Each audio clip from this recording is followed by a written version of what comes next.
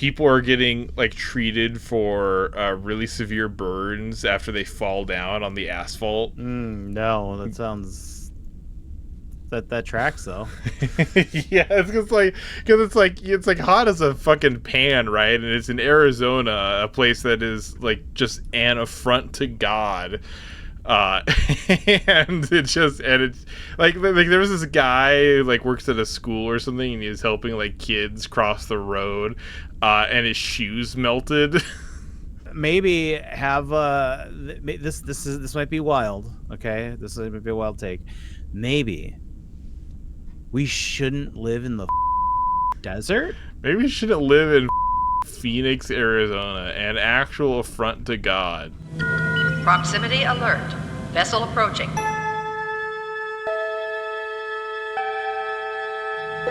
The vessel is hailing.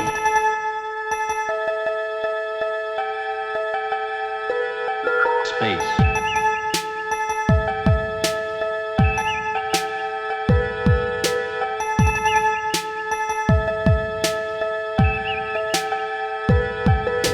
Warning.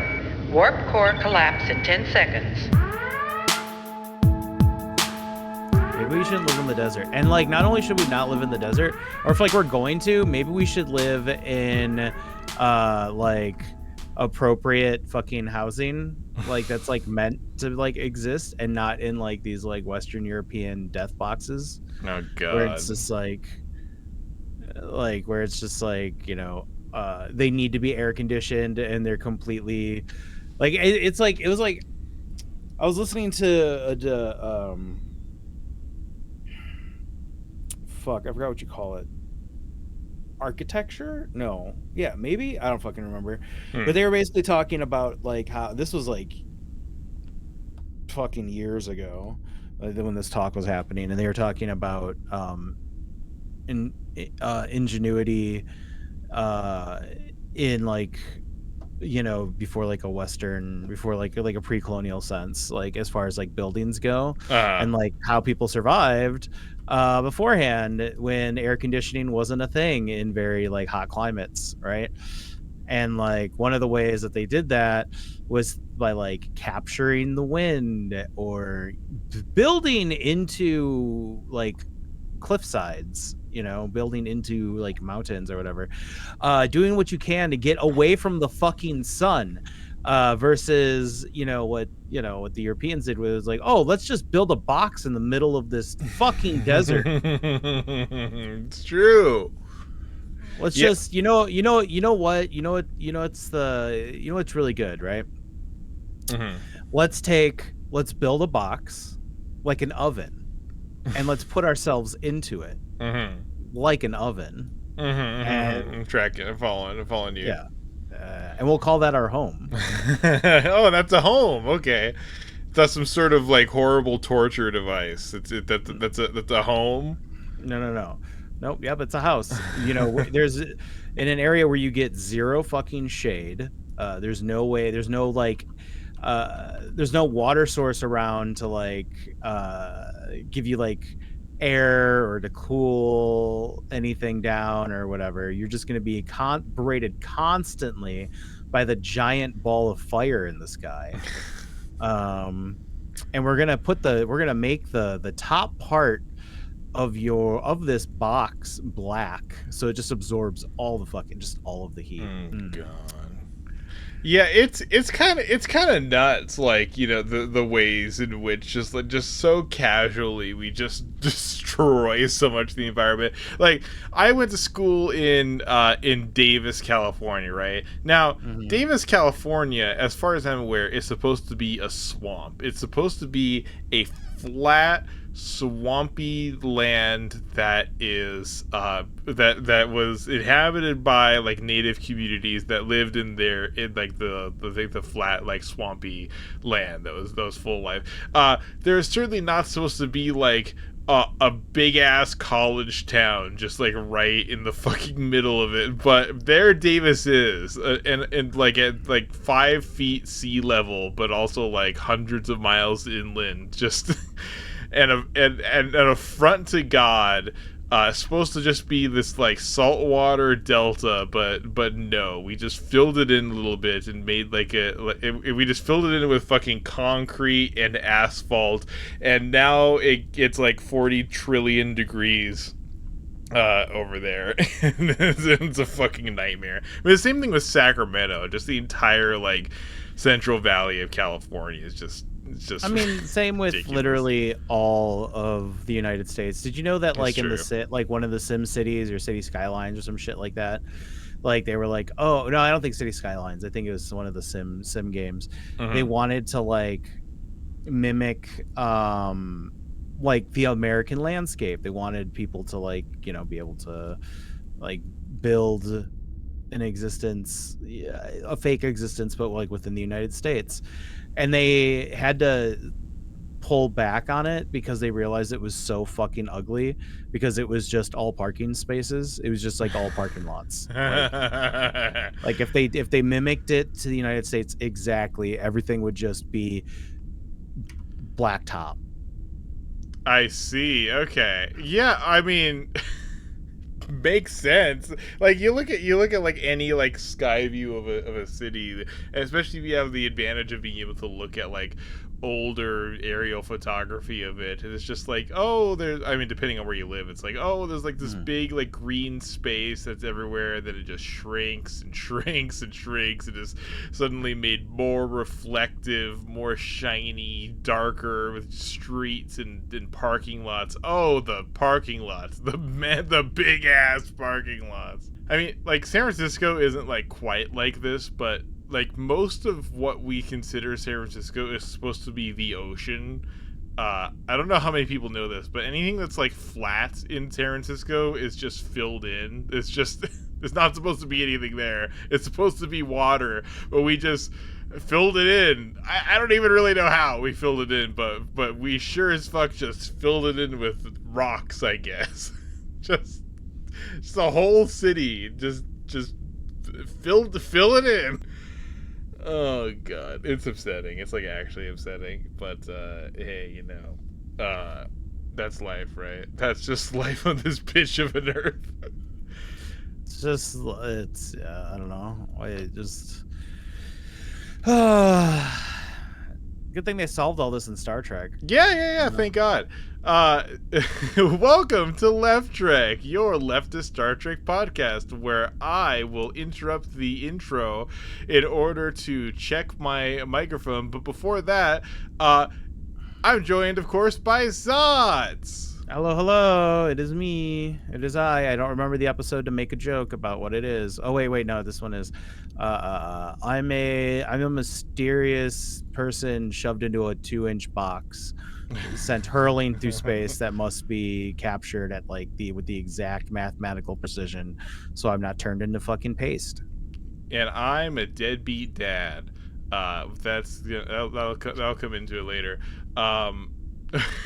There's only one thing I have to say to you. Workers of the world, unite. You have nothing to lose but your chains. Okay. All right. So yeah. Welcome back to Left Trek. I'm sorry, that was our sponsor break. We're sponsored by your local library. Go check it out. It's one of the few remaining places in America that you can go without having to pay money to do something there. What a concept. I think what's wild to me is like when you think about the library, that there are actual like politicians who are making it their life goal to get rid of like libraries. Oh, I know. Like they just hate the concept of anything like free knowledge.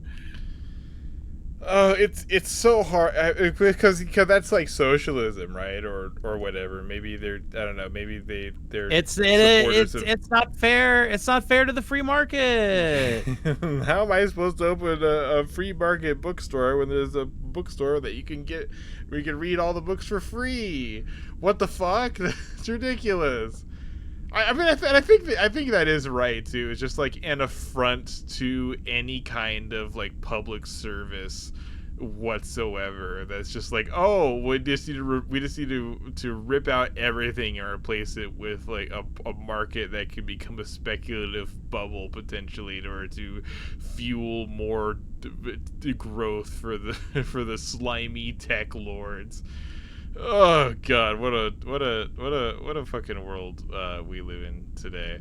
How Gene Roddenberry ever thought that there would exist a time outside of markets and money? Oh wait, no, he didn't. Never mind. No, he did. He did. There's no markets and money. You goddamn Root Trek coming in here. Didn't they? My bullshit. Didn't this episode start? Isn't this another fucking? Yes, this is. This is another episode that starts off with a fucking poker scene. They're playing poker again. They're playing poker for. Have you never played poker for fun with no money?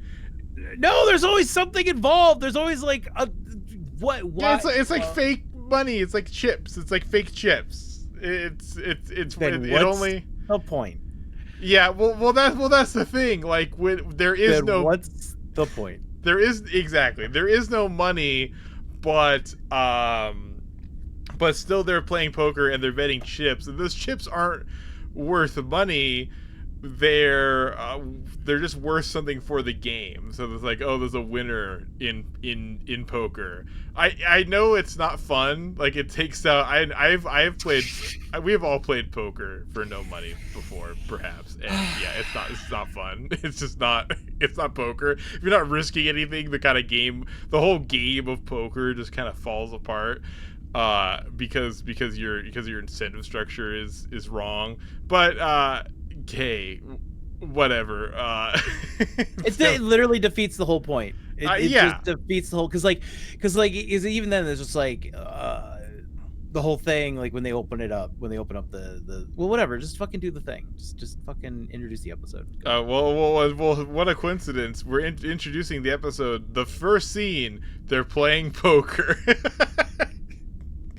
And everybody's super like, Worf doesn't take this seriously. He's got the best poker face. Like he doesn't lie or whatever the fuck. And it's like, yeah, you're not playing for money. So what does it fucking matter if he's always telling the truth? That does he's played the game right. You're all playing it wrong. Like yeah, sure. He's being like the party pooper because he's like, like they're like, oh, but we want to try to like, as if like, remember when money was a thing and like, they used to do this, these silly past people used to play with gambling, Mm-hmm. And yeah, and they're like, let's LARP this, and then LARP as if we had money.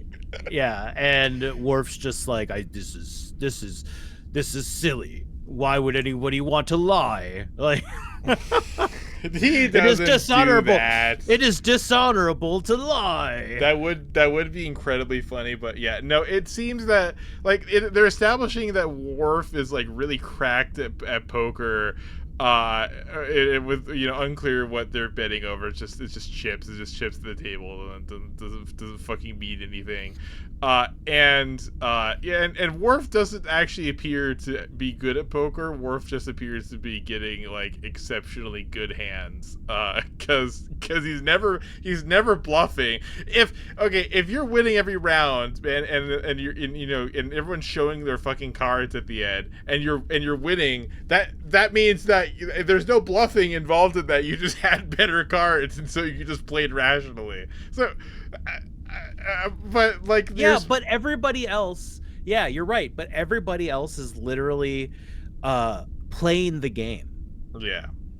So like by with Worf being the only one not playing the game, it doesn't fucking matter because even Data is like, you should bluff. Like even Data is just like, you should try, Worf. Like, you should try to have fucking fun. And Worf is just like, why would I do that? Well, in Worf's defense, if you just keep getting like if every hand you're playing, I don't know what I think they're playing, like there's some kind of, I don't know know the names. They're not playing like Texas Hold'em or anything. They're playing something with 5 cards. But I mean, if you just have like a flush, which I think is what he had, I don't remember exactly. If you just have a flush every time, why would you do anything other than, you know, try to rope people into like betting or trying to bluff you, because you know you're gonna win. you know you're gonna win. So Worf's playing right, but it's like really boring. But what we, the audience, what we're supposed to understand is that Worf is a stone-faced motherfucker, and they establish people are good at poker by being stone-faced motherfuckers.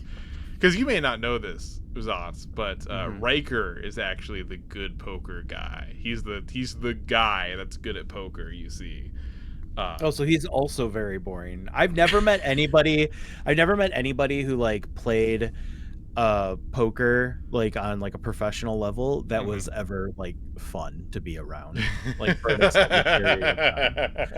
Like there was this dude that it took forever for me to like consider them like a friend, because this was back when I was like in like doing like fighting game stuff for like years, right? Oh, okay. And this Tekken player named Mateo, who's also from Milwaukee, also like basically made like a fuck ton of money in online poker and like just played poker professionally, but then like used those winnings in order to like have like a bullshit job just to like, you know, basically like just have like more superlative cash, but like still be able to just play Tekken in video games as much as fucking possible, right? All right, yeah. And not a fun guy, not a fun fucking person to be around. And everything like, but I mean, like everything that he said made sense in like a competitive, like with like in basically, you remember remember that scandal that like Ninja had? Oh God, that doesn't narrow it down. Remember when Ninja was like, you know, like if you play any game without the intent of winning every single game, then you're playing video games wrong. Yeah, I remember that. Yeah, that's a very common thing with like within like competitive like fighting game communities, or within the competitive fighting game community, and like that's a very like common thing with poker players too, where it's just like there's just no fucking, why are you even sitting down at this table? Why stop talking. Don't fucking, like I remember I went to a poker tournament at a casino and I like sat down and I'm like trying to make like jokes or whatever. I'm like, oh yeah, ha, ha, ha. And like everybody's glaring at me. Everybody just wants me to everyone's like just wants me to shut the fuck up. Like they want like yeah. And I was like this is the worst $150 I ever fucking spent. This is not fun. Oh God. I can only imagine. That does sound like a fucking nightmare. Yeah, because like in some way it makes sense, and you know if we have to give up poker being fun for like a no money, like a no capital future, I'm gonna be okay with that. You know, I think we're gonna be okay because look at what happens when you do like you're playing poker like super casually, don't even have money involved. Like, you know, that's boring. There's a correct balance there where like people are playing for small amounts of money that they don't like really care about. Like that's fun poker. Then there's, you know, people that are playing poker in order to try to get money. Or just like as their job, and they're the most fucking insufferable people on the planet. They're just miserable assholes that are just trying. I mean, if you're trying to constantly get one over on every single person that you're engaging with, then I guess it makes sense that you're a fucking asshole, isn't it? Yeah. Right? Yeah. Yeah, like your entire life. Think of it like this, okay? There's an entire cluster of people that are power playing Among Us, like competitive power playing Among Us people. Now imagine that terrible imagine that there's money on the line. Imagine that there's imagine that every game that you sit down to play for Among Us is like a fucking $200 or like $200 buy-in.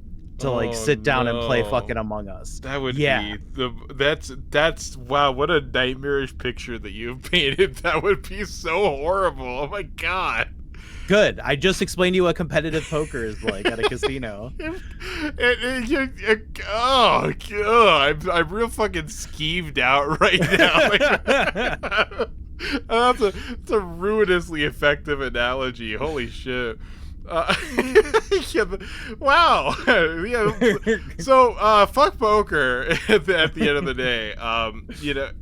Maybe the Enterprise crew should pick up some mahjong or something. I hear that's now a little more that fun. would be entertaining. Right? That would be great. You just have fucking it's all about people trying to just understand like what the fuck's happening. It's like, oh yeah, so I have a set here, and then the person's like, what the fuck are you talking about? Just no one knows how to play. All right, I'm writing that as fan fiction. Please write your best Enterprise crew plays mahjong in fan fiction in the comments. I'll read all of it. I swear to God. Well, we've got a lot of like preamble here because we're talking about poker, but there's my summary of this episode is extremely short, I mean, there's not a lot to talk about. I know we say that all the time. There's not a lot to talk about, but really, there's not a lot to talk about.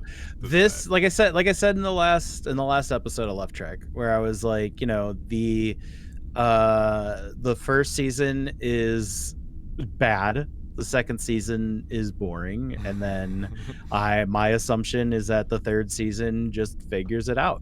Yeah, we'll see. We'll see. I mean but that's what we're here for, right? We'll see. Well, how does poker end? Data, Data's like, you should be bluffing, but it's like, I don't know. I don't know. It's unclear what Data thinks about poker, and it kind of changes. But when they get an emergency, they have to stop playing poker, and I think Worf's like about to win or something. I don't fucking remember. We watched this like 2 weeks ago, or like a week or two ago.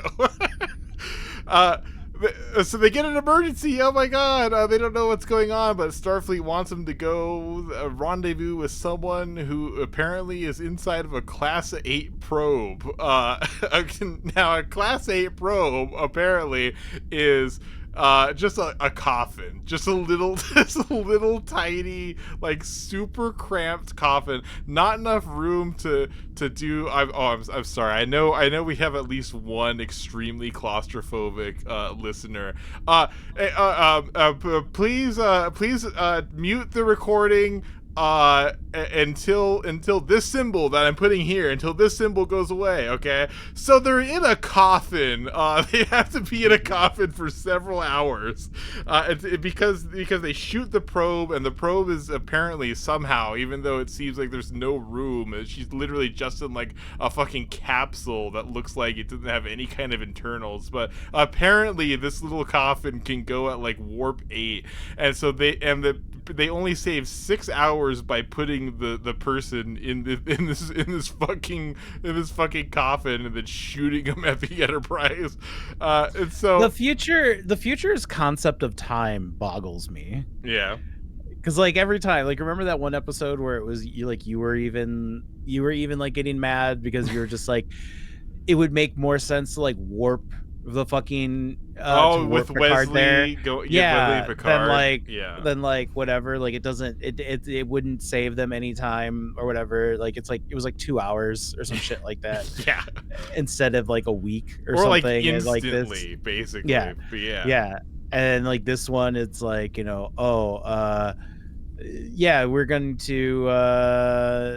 we're just gonna like put this person in this fucking coffin and shoot them into fucking space so that they can we can catch them. So the coffin at like warp 9 or whatever. The coffin makes sense because they do apparently save 6 hours by not having to go back and pick him up, and so their mission is so critical that they need to save this amount of time by sticking this person into a probe and then shooting him at the Enterprise.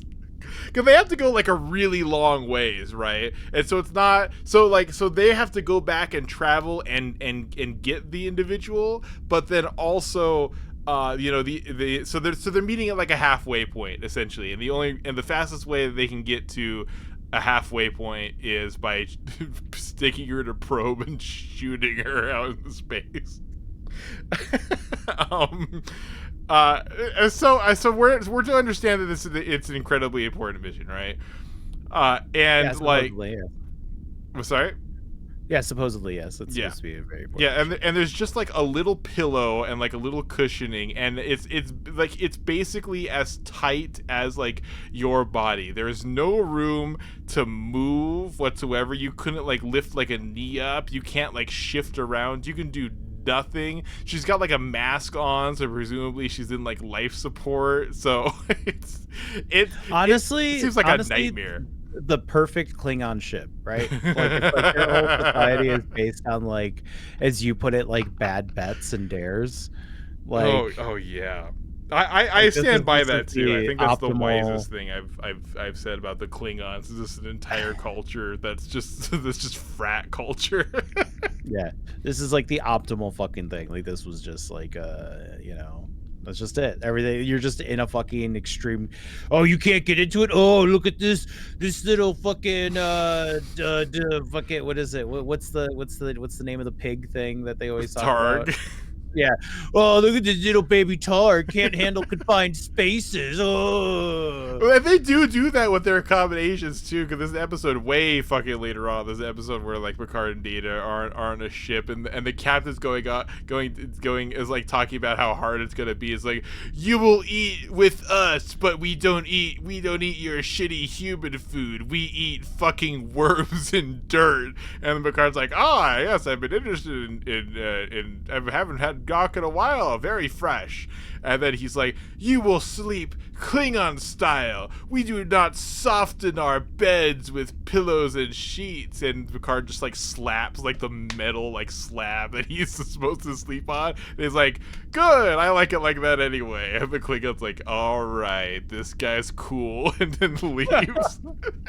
It's so fucking stupidish. I hate the Klingons. I hate the Klingons. Motherfucker, I hate the Klingons. I hate that they're racist. I hate that they have slaves. I hate that despite how awful they are, the Federation is friends with them. They're misogynistic. They're aristocrats. I fucking hate the Klingons. I hate the Klingons so much. Like, Starfleet, like the Federation is like best friends with them. They're allies. They engage in like militaristic operations with one another, and they're just like this slaving empire that wanders through the galaxy fucking murdering people. I fucking hate it. And the way that they're framed too is just like, oh, they're just kind of exotic, quotes with a lot of quotes and weighty emphasis on exotic. Oh, they're just sort of exotic, they do things differently. They have like this martial culture that's it's just a little bit maybe a little primitive in comparison to us, the Federation. But hey, being woke in being us, the woke Federation, we gotta accept all these cultures, no matter how genocidal they are.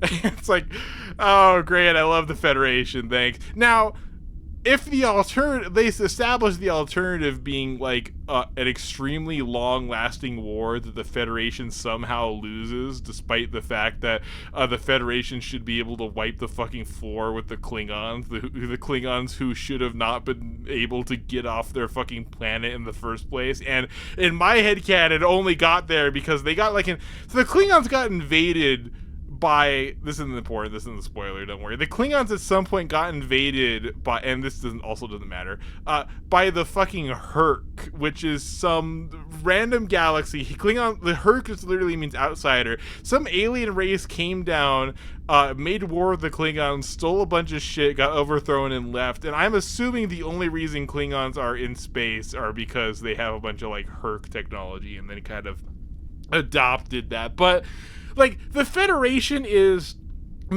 billions of people from thousands upon thousands of planets, like all dedicated to making everyone's lives better for everyone else, and yet and all this like pinnacle of like scientific exploration, and oh, the Klingons are just up on it. They're just always a match for the Federation.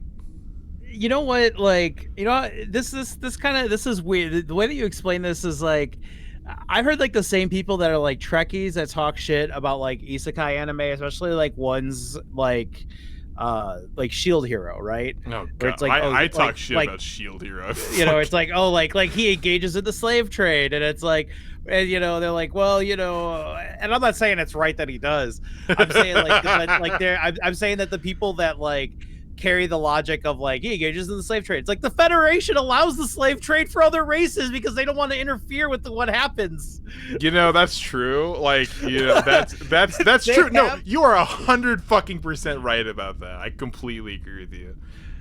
But like, meanwhile, like most of like the isekai protagonists like don't have a choice. Like, okay, all right. Out of their fucking. Okay, I'm stepping this back. Left Trek does not condone Shield Hero. I fucking despise Shield Hero. Let me tell you about the anime real quick that Zaz is talking about. So the main character, he's supposed to be the hero, but he's just too much of a loser, and then some devious women abuse him for their own gain, and so he has to engage in slavery, but it's okay because he gets some cute girl slaves that could be in love with him. And that's the rising of the Shield Hero.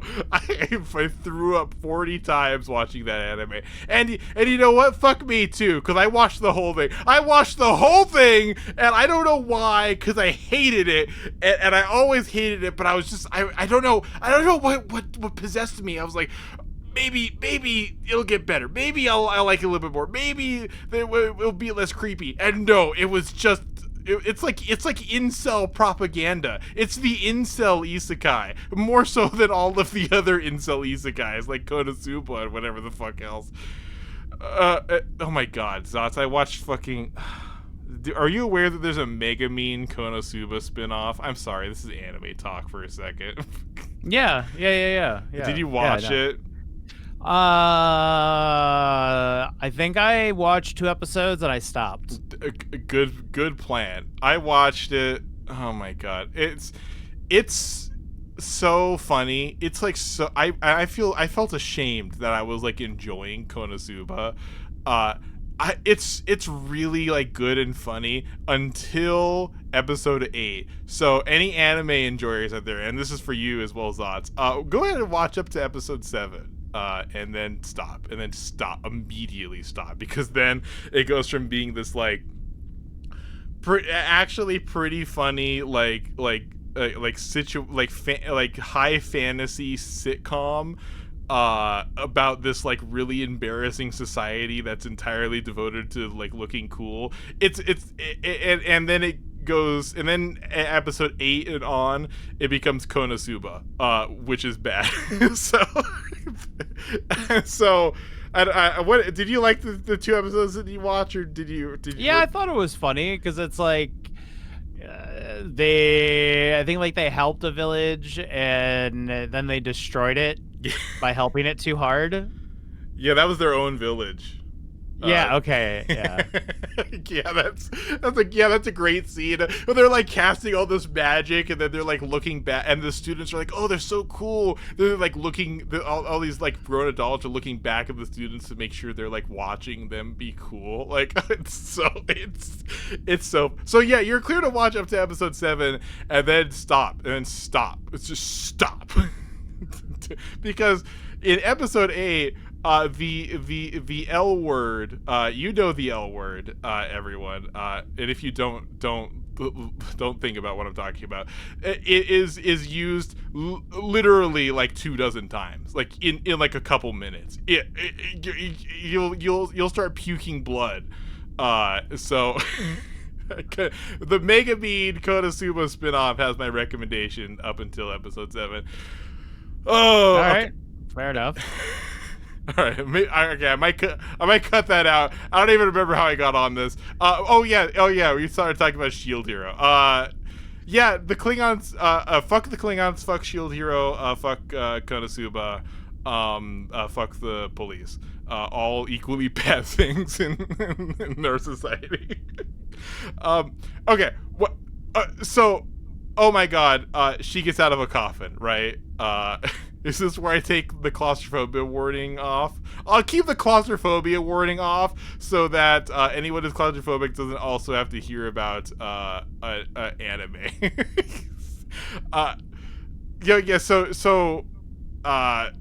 It's unclear how this probe is traveling at like warp 8 or 9 where there's no internals, but hey, whatever. But oh my God, there's a Klingon lady in it, and immediately there's tension with Worf. Oh my God, they know each other. So now we get the skinny, we get the situational, we get the sit rep, right? Some Klingons have been in stasis for a really long time, and the Federation intercepted a message that may or may not have gotten to the High Command. Is not cleared for Klingon High Command that these Klingons are going to be waking up, and the Klingons think that they've been at war this whole time. It's just like that one. Was it a show? Was it a movie?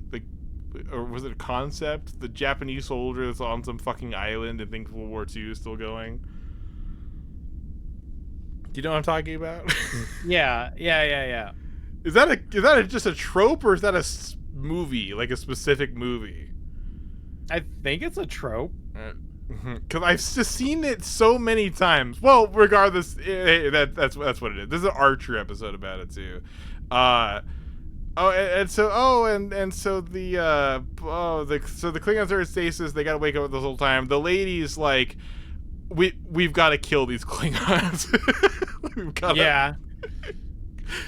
to put them down. Wait, did we talk about the fact that like Worf is just like super upset after seeing who it is? Oh yeah. I mentioned they have tension, but yeah, Worf's like pissed. Like he's like extremely cold to her, and she's like, "What's wrong, Worf? Don't you remember these?" And she like. She like shakes her tits at him aggressively. It's like it's a really weird kind of like past romantic tension. But yeah, they know each other, and Worf's being all fucking weird for sure. And the lady, she doesn't like Klingons. Apparently, she didn't like her Klingon side. She's like half human or something, and she's like, "We need these Klingons are dangerous. We need to put them down like a rabid dog. We need to shoot them if they've already been like woken up, right?" Yeah, they don't know if they're woken up or not. Yeah, because like for whatever reason they can't. There's no difference between like. There's no difference because for whatever reason in this outdated Klingon ship, the Enterprise, the pinnacle, the flagship of the fucking Federation, cannot determine who the like life signs between somebody sleeping and somebody awake. No, that's not what was that what the deal is? No, that's not what the deal is. It's that they could be cloaked, like they could just not find him, and if they find him and they're not in stasis, then she's saying, don't even try to negotiate, just kill him immediately, or else they might like attack your ship, even though that clearly doesn't matter because you have like super technology. They might like fuck up your ship. But if they're still in stasis, then mission's easy. Just find the ship, send it over to the Klingon homeworld, and then they wake him up and then deal with him however the fuck they want. But she's very adamant that they're woken up. Negotiations are gonna fail. You'll have to destroy them. The situation's hopeless. Now, it seems like she's being a little bit unreasonable for a diplomat. She's being a little just a little unreasonable. So like, it's so clear that she's like reacting to trauma or something, or like she has some sort of like hatred of her Klingon side, and that's made clear in a conversation with Troy. But like, she's just so bloodthirsty to kill these Klingons, and says that like talking to them is pointless. Like, she doesn't want them to even like try talking to them. It's like, why not? What the fuck do you have to lose? But hey, but she's just adamant about. She doesn't just bring it up as like, oh, something that can happen. She's adamant like, oh, you might as well destroy them. It's so obvious that you'll have to destroy them. There's no point even talking to them. You need to just destroy them. Like, cool. Okay, whatever. So she's like, so she's on a table, and she's like mad because she's like horny at Worf, and she hates like being a Klingon or whatever. And then she's in her quarters, and then she breaks a table, and then Troy comes in, and she's like, hey, just go do some exercise on the holodeck, yeah, so that you don't break any more tables. You're destroying our property. And of course, we immediately know what's about to happen, because we saw Worf get so jazzed up on the holodeck fighting some skeleton at Works that he tried to kill Riker. So she goes down, and then she's like, oh, show me all the exercise programs. Oh, Worf has published this like exercise program of his own. Okay, I'll do that one. And it's kind of a fun moment where she's like fighting like the orc skeleton, and then some rabbits,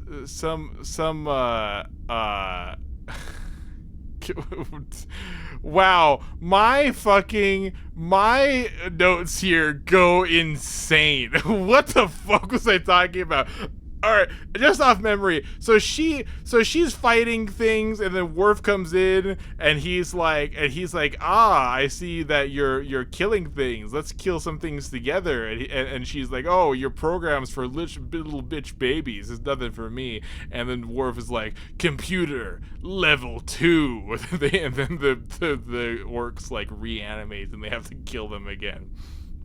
So, okay. Oh yes, there's a fun moment where like Worf comes in, and then he like slashes a guy in half with a sword or whatever the fuck he's carrying, and it's like an anime. It's like the little skeleton orc. He's like in one piece, and then it holds for a second, and he just kind of splits off and then like vanishes. It's actually kind of sick. I liked it. So then they fuck, because of course they Klingons, and they just kill things, and nothing makes the Klingon hornier than killing things. So they fuck. Then Worf is like, oh wow, we've had sex, now we have to get married. It's like, what? Yeah, that's the weirdest fucking thing ever. Yeah, I remember you had some opinions about that. that's something that you were like, yeah, I agree with you now on your incel shit. Yeah. Where it's just like, we now had sex. You are forever mine. You get in the kitchen. It's just, You see, when a woman has sex for the first time, Zotch, the vagina, like shapes to the. This is something that incels actually believe, by the way. The vagina shapes to the shape of that penis. Therefore, women are ruined if they've had sex before they've had sex with you. You incel out there. And the Klingons, but the Klingons are like fun, and they have sex. It's like when those two ladies were flirting with Riker and he was on the ship. Were we supposed to understand that if he did indeed have time to fuck them, that they would have then gotten married like right afterwards? After screaming in their face. Yeah, it's like they fuck, he nuts, he's like, ah! They're just like, we're married now. Yeah, honor demands that if two Klingons have sex, they get married. And it's like, this gets retconned, right? Because they talk about like Klingons fucking. Yeah, but it seems to be exclusively canon for Worf, and like only Worf. So so I guess we're to understand that Worf has taken on this like ancient traditional like Klingon like reaction. Worf is like no other Klingon has this mentality. It's literally he's just like slipped into like early 21st century manosphere shit. Yeah, just like a rabbit hole, and that's just how he lives his life now. Like, he's just like, this is how a true Klingon should live. Yeah, because Worf was raised by humans, and so but he was really into Klingon. He was still like really into Klingon culture, and his parents like supported him pursuing that. And so I guess we're to understand that like Worf read like. It's like some ancient reactionary texts about like Klingon culture. So he's not actually a Klingon like culturally, you know. He just adopts all of these things that he thinks a Klingon is supposed to be like, and that's never really explored. It's sort of explored when they're talking about like Worf doesn't have not having like a lot of experience with his own culture, but it's never explored as to like, you know, the implications of Worf both being like a true Klingon and then Worf like not having, and then Worf also not having a connection to like actual lived experiences with other Klingons, and then also Worf's like hyper traditionalist like super conservative stance. Worf's just a reactionary. Like, we literally see him side with reactionaries like later, way fucking later, and it tracks perfectly for him because he's just this like stone-faced fucking asshole. He's a super traditional Klingon. I don't like Worf. I don't like Worf. I've soured on Worf over time. He's just such a fucking asshole. Like. And it also plays into this thing that Star Trek does all the fucking time, unfortunately, which is like this genetics thing about like, okay, so alien species are liable to have, you know, different genetics and different personalities, but like, you know, aliens in Star Trek are not quite different enough for you to be like putting them all in this like thing, because like, oh yeah, Klingons are different, just like normal people are different, but also normal people, aka humans, are all different, but they all still have this like bloodline like capacity, this like bloodline call to the wild. It's like, yes, this is how we're supposed to live. We're supposed to be Klingons. We're supposed to eat raw meat and dirt and shit. So I'm saying is that it's kind of racist. It's kind of racist. Like, humans are allowed to be, you know, whatever the fuck they want, but like then a ton of Star Trek races have like these innate ingrained characteristics that are not just part of the culture in which they were born into, but are instead like inherent parts of their like genetic being. And that's, you know, that's bad. that's not great. Like, it's like problematic, and also it limits your storytelling capacities, because if you establish like, oh, there's this like there's these people and they're all do this and they're all like this, well, that just sucks, doesn't it? Right? No, yeah, totally. Yeah, like it's like bad storytelling 101. But okay, what the fuck ever. Season 2. Yeah. I mean, this is a problem like throughout all of Star Trek, unfortunately. But hey, Klingons have to fuck. Have to get married when they fuck. Excuse me.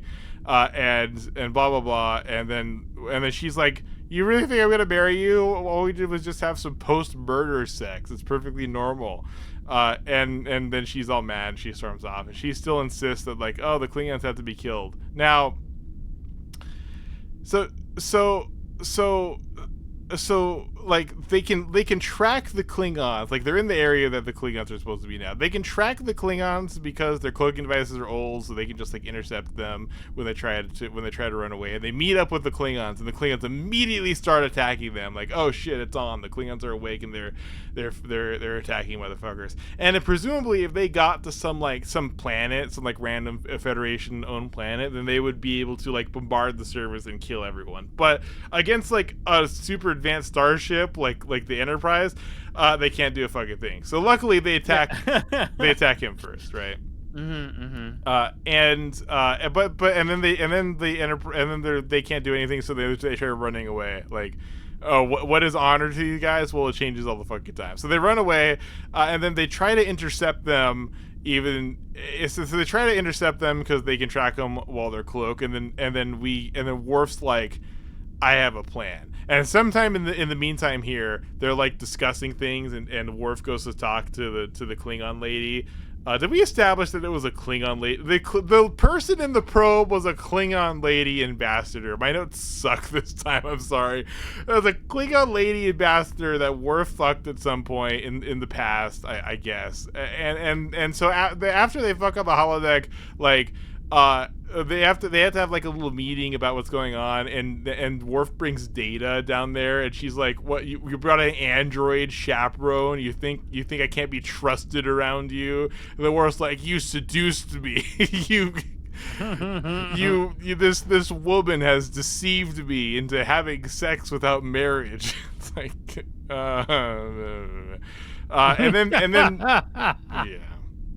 And then like, and then she gets mad and she's like, "Well, it's my assessment that we got to kill the Klingons." And Worf's like, "Nope, I've got a plan." So they catch back up to the Klingon ship that's gonna murder everyone, and Worf's plan is revealed to be that he's gonna pretend to be captain while also dressed up in like full Klingon military regalia.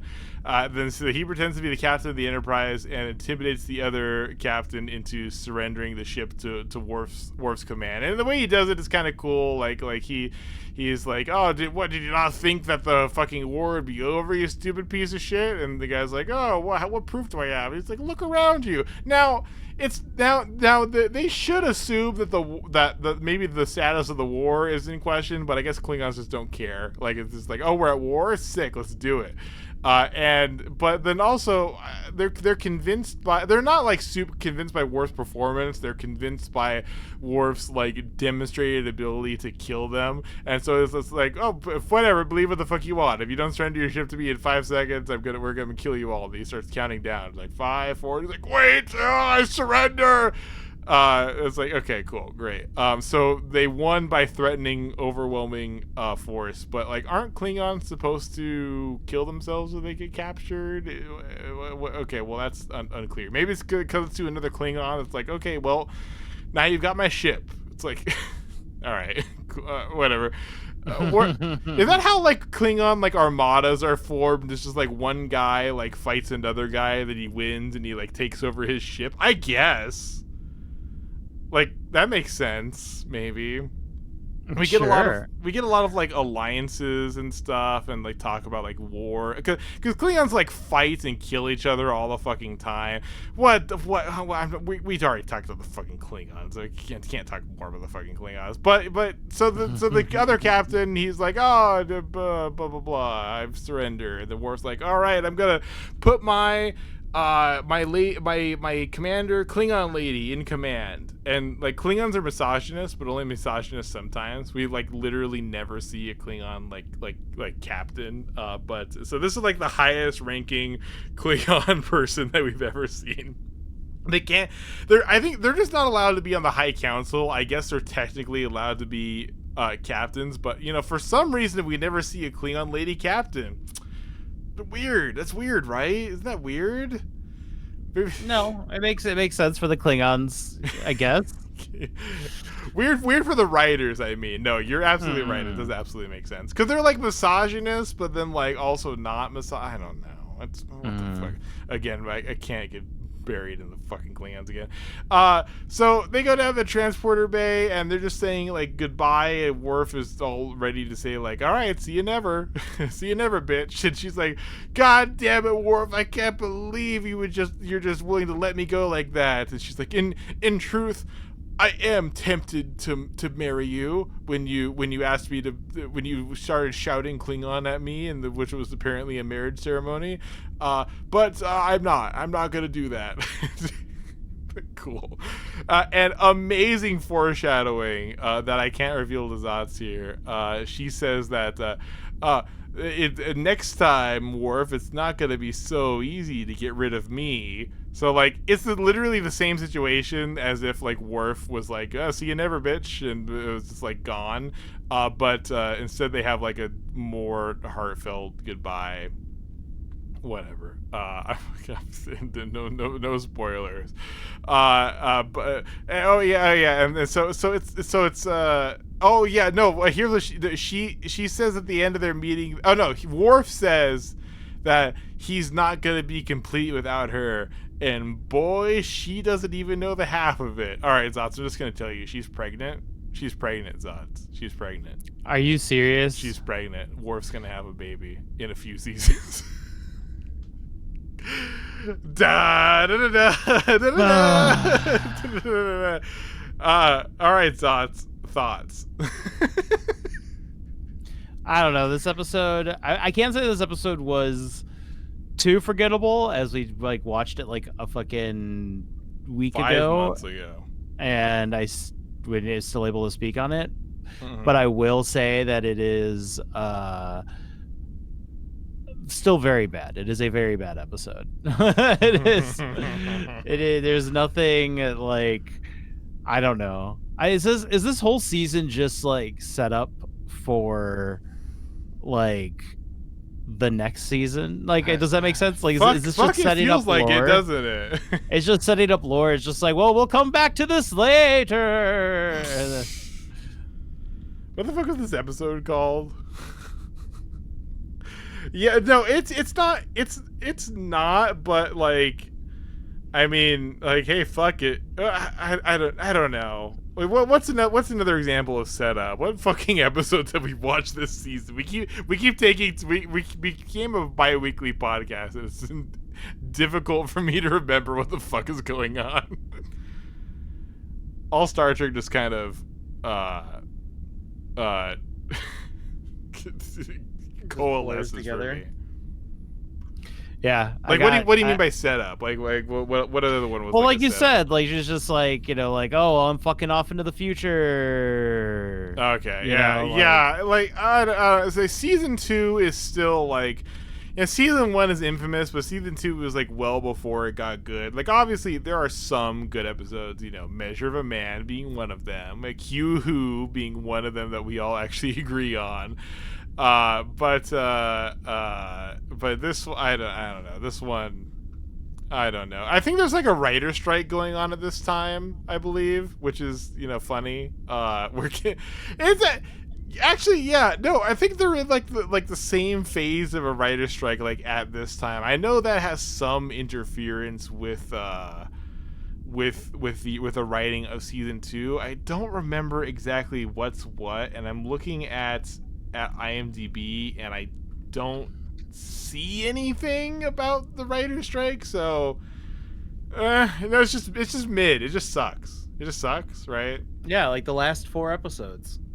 It's true. But oh, hey, do you remember the redheaded misogynist guy that takes over Data? Yes. Do you remember the Vulcan science officer that he hits on? Yes. That's the same actor. That's the Worf's baby mama here is the same actor as that Vulcan person. And apparently so originally she was this character Kayla, what the fuck is her name? Kaylar. She's supposed to be the product of a Vulcan and a Klingon, but that got changed. Wow. Yeah, because the editors apparently thought it was too unrealistic. Like, yeah. Okay. God. Sure. Yeah. Yeah. Oh my fucking god. So I don't know what the fuck else do I have to say about this episode? This episode is, it's not like it, like, I don't know. I guess it does suck. It does suck. I'm trying to play it neutrally, but no. I feel like we could watch like I feel like we could watch like we could watch 2 episodes at the same time. for this season like we used to for the first season. It's true. And finally actually be able to fill our hour of fucking talk time. Yeah, well, like, I mean, we usually don't have a problem filling like the hour of talk, even just going over the episodes. But the thing is that I just took really Spartan notes this time, so it's less. And I did that mostly on purpose because I was like, oh, maybe we'll have time for other shit. But like, my Spartan notes combined with the fact that there's just really not a lot that's interesting in this episode has just made it into a whatever. Yeah, whatever. Who fucking cares? All right. So on a scale of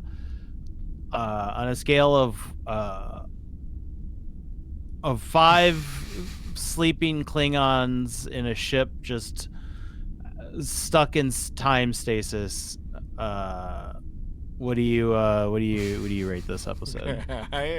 I will rate this episode a hearty I don't know, 1. How mean am I feeling right now? It's either 1 or 2. I'm feeling mean. It's a 1. This episode sucks. Like, this episode isn't like, I don't know. It is somewhat like actively offensive. Like, it's not like the worst fucking episode of the entire world, but like, oh god, does it suck, and it's boring and nothing happens. It's just Worf being like a fucking shitty incel and this one lady being racist because she's half Klingon.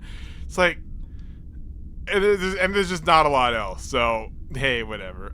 Zot's, yeah, so a 1 out of 5. Fuck this episode. It sucks. Zot's, please rate this episode out of out of a total of 3 orc skeletons cut in half, but they don't know it for a second, and then they slide a little bit in half, then disappear. Please say that whole thing again when you're saying your rating. I guess like 2 skeletons. If I'm be more specific. Whatever. It was okay. It was 2. It was no. Be more specific about what happened to the skeletons. What kind of skeletons are they? What happened to them? Oh, the orc 3, 2, or no, let me, my bad. 1 1/4 orc skeletons, chopped in half. Because they got chopped, right? Yeah, because they got chopped. Yeah. That's it's just like that's a 50. This is only out of 3 Zots. That's a 50%. You're rating this at a 50% on Rotten Tomatoes. Okay, no, I guess like a 1. I guess then I don't know. This episode. This is another fucking beige tone episode. You know? Like, I don't know what the fuck. I really wish I could. I really wish I could like say more, but like there's just. What can you say, really? It's just, there's like fucking boring. I'll really try to punch this up in editing too, because it's just gonna be us like ranting about bullshit and talking about this stupid episode, and that's fine. You know, that's what you get here on Left Track. That's what you love here on Left Track, right, folks? Comment, like, and subscribe. Hey, look forward, everyone, including Zot's. Next episode is called Peak Performance. Oh, why am I excited for peak performance? Well, let's just say it's a fun one. We're gonna actually have fun with that one. But hey, any closing thoughts? I got nothing. I guess I don't have anything either. Click the Klingons, whatever. Minor plugs. Check out Nicotine. Nicotine's got a show out. It's got a D&D show out. It's called Islis. It's crazy. There's a lot of like good role players on it. It's set in a world where like it's set in some like horrible like eldritch flesh monster world that humans invaded, but then they lost. So the humans are just like the slaves to these like awful eldritch entities, and they're like getting along, and it sucks. It's great. It's called Islis. ISSLISS. There's also a tabletop setting for it. It's on Kickstarter. Kickstarter's live right now.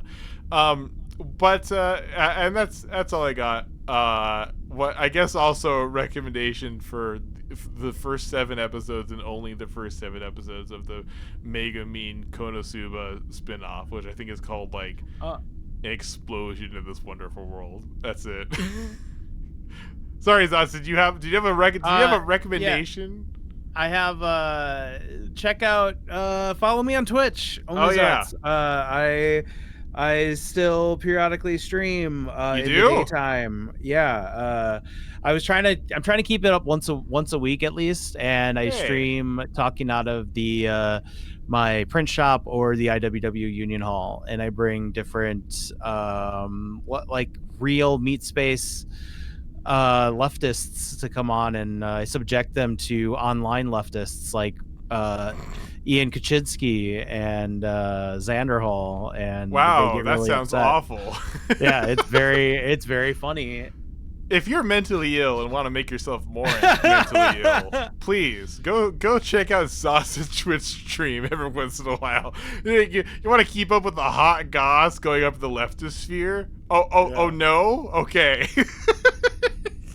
You want? Yeah, come on by. We also do. We're also going to start streaming, just like the shop. Like we're just gonna.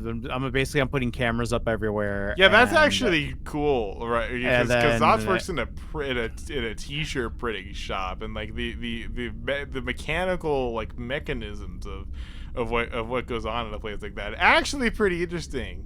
Are you setting up some satisfying content that's going to be like satisfying?